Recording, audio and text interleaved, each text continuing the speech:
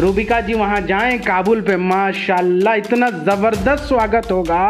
तो आपा देखिए, मेरा आपको एक सलाह है कि टोलो न्यूज़ है ना, टोलो न्यूज़, वहाँ पे एक महिला एंकर थी, उसको तालिबान वालों ने कह दिया टाटा बाय बाय, और वो बोल रहे हैं कि भाई हमको तो सिर्फ एक ही तरह का चाहिए बेबाक एंकर, रूबिका लियाकत चाहिए।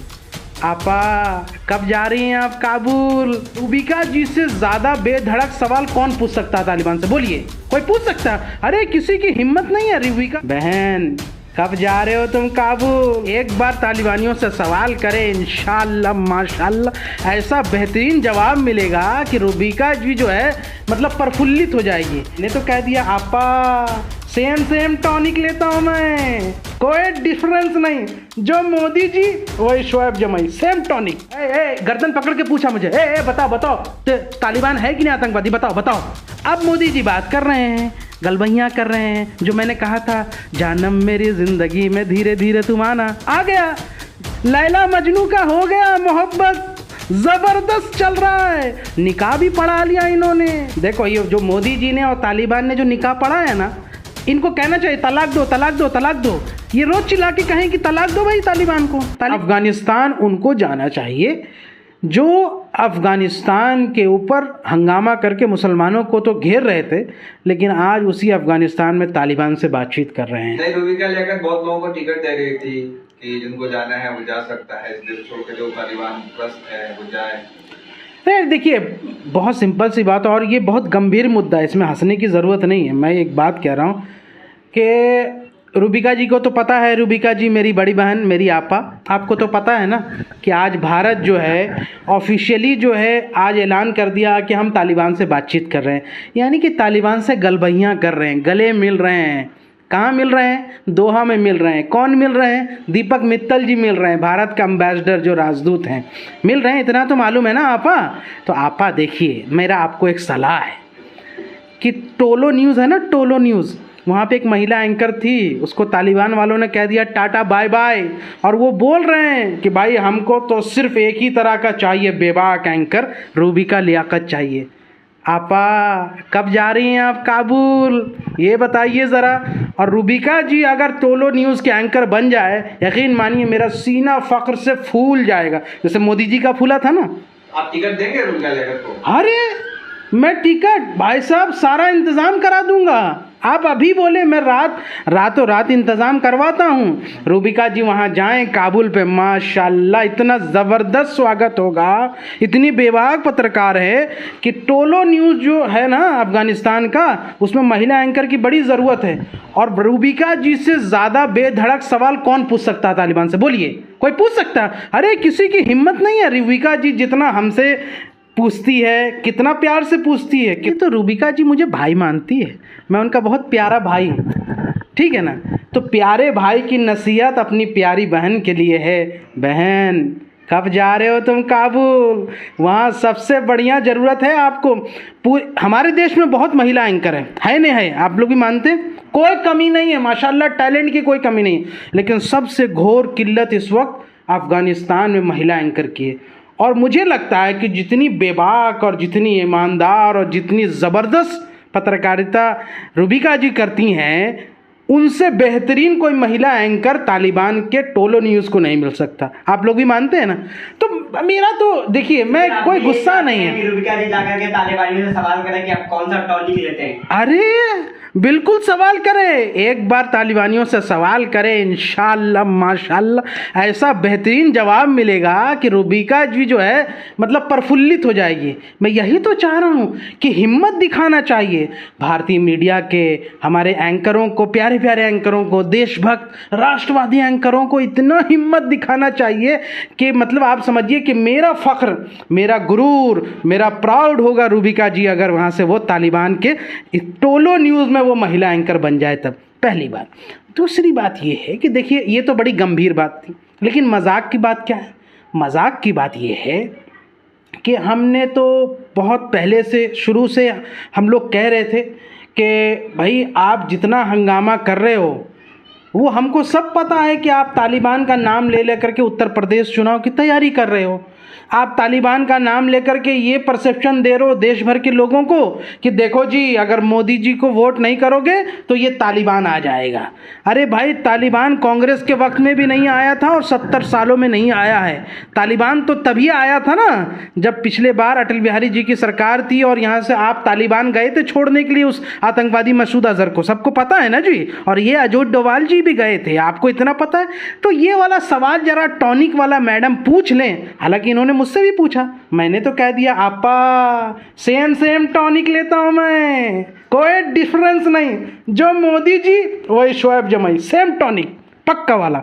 अब देखिए ऐसा है, तो भारत के जितने उलमा ने, जो शफीकुर रहमान बर्क साहब ने कहा, जो नोमानी साहब ने कहा, वो एक बहुत समझदारी सूझबूझ वाली बात की, जो अब सूझबूझ दिखा रही भारत सरकार, वही बात की। उन्होंने कोई ऐसी गलत बात नहीं की, किसी की तारीफ नहीं की, बल्कि ये कहा कि भाई बातचीत होनी चाहिए क्योंकि एक एस्टैब्लिश सरकार होने जा रही है।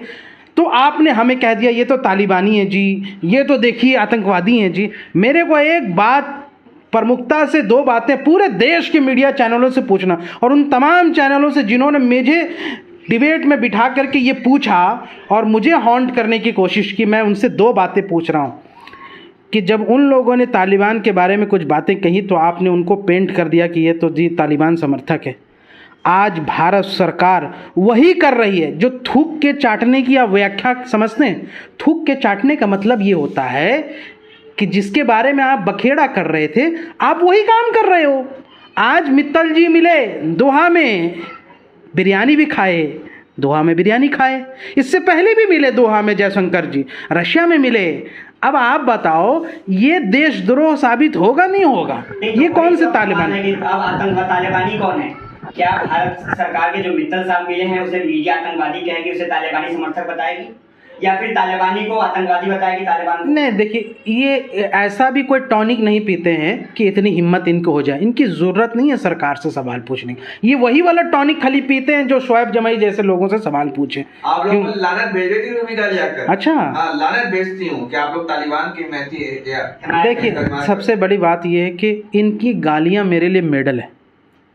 ये जितना हमें यहाँ से बुरा भला कहेंगे, आप समझ लो कि मैंने इनकी तीली लगा दी। आप समझ लो कि मैंने वो सवाल पर्टिनेंट पूछे हैं जो इनको बहुत चुभता है, और चुभते हुए सवालों का जब जवाब इनके पास नहीं होता है तब ये यहाँ से किसी पे पर्सनल अटैक करते हैं। एक बात मैं पूछ रहा हूँ बड़ी गंभीरता के साथ और बड़ी शालीनता के साथ कि मुझे बताइए कि आपने मुझे बहुत हॉन्ट किया कि भाई बताओ तालिबान, गर्दन पकड़ के पूछा मुझे, बताओ तालिबान है कि नहीं आतंकवादी, बताओ। अब मैं पूछ रहा हूँ इनसे कि भाई यूनाइटेड नेशन सिक्योरिटी काउंसिल का जो अध्यक्षता है पूरे अगस्त महीने का भारत ने किया नहीं किया, मानते हैं? अब बताइए जो रिजोल्यूशन पास हुआ है अफगानिस्तान पर, ये पिछले 1 महीने का आप देख लीजिए यूनाइटेड नेशन सिक्योरिटी काउंसिल, कभी भी भारत ने तालिबान को टेररिस्ट कहा है क्या? नहीं कहा। You have omitted the word T from world describing Taliban. आप यूनाइटेड नेशन में अध्यक्षता करते हुए सिक्योरिटी काउंसिल की जब तालिबान को आतंकवादी कहने की हिम्मत नहीं है आपकी, आप भारत के मुसलमानों से पूछते हो कि उसको ये क्यों नहीं कहते, वो क्यों नहीं कहते? अरे भाई, इनकी मानसिकता सड़ चुकी है। ये सड़े हुए लोग हैं, ये देश को बर्बाद करना चाहते हैं। ये चाहते हैं कि जब मैं सवाल पूछूं गंगा में बहती हुई लाशों पर तो इनको तालिबानी घोषित कर दो। जब मैं सवाल पूछूं कि क्यों 400 रेलवे स्टेशन, 150 ट्रेनें और 24,000 किलोमीटर सड़कें और 6 स्टेडियम, ये 15 स्टेडियम आपने बेच दिए, तब इनको कह दो कि ये टुकड़े टुकड़े ज्ञान। जब मैं सवाल पूछूं कि देश भर में हर रोज हर मिनट जो बेटियों के साथ बलात्कार हो रहा, उसमें क्यों बीजेपी के लोग शामिल होते हैं, उसमें क्यों ये लोग यहां से प्रशासन जो है बीजेपी को देख करके कार्रवाई नहीं करती है, तो कह दो कि भाई ये तो तालिबानी समर्थक। ये इनकी पॉलिसी है। ये सवाल विपक्ष की तरफ से आने ही नहीं देना चाहते। ये सब तो देखिए ना, आप इस बात को समझिए, जनता को समझना चाहिए कि हमारे सवाल जो पर्टिनेंट होते हैं उन सवालों की धार इतनी मारक होती है कि ये उसको सह नहीं पाते, और जब सह नहीं पाते हैं ना तब किसी पे पर्सनल अटैक है। अरे ये तो मौलवी है, ये तो जाहिल है, तो अरे मैडम, मैंने जितना पढ़ा लिखा ना, ये मैं डिग्री खाली फेंक दूं ना तो आप लोग सब चित हो जाएंगे। आपको नहीं पता अभी हमारे बारे में। मैं ही वो आदमी हूँ जो यूनाइटेड स्टेट्स से जो है पोस्ट डॉक्टरेट करके आया हूँ।